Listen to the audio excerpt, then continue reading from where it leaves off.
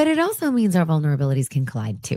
So when both partners struggle with working memory or time blindness, which we talk about a lot on this, or emotional regulation, a small miscommunication can feel incredibly destabilizing.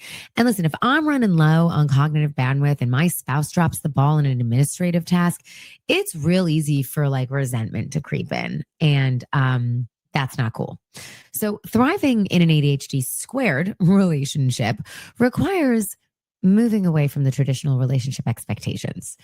And, we had to stop assigning value judgments to tasks. The person who handles the bills isn't the responsible one. Okay. They're simply the one who currently has the system in place to manage the bill pay. And whatever that specific cognitive load is that they're managing, like that's what they're managing.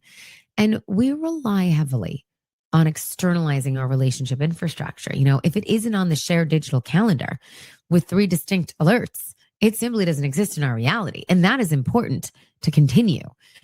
We practice what I like to call is like dopamine swapping. It's one of us is completely paralyzed by a mundane task like folding laundry, and the other steps in to provide body doubling, right? Just sitting in the room talking to help bring that baseline stimulation up. Where this goes a really long way in my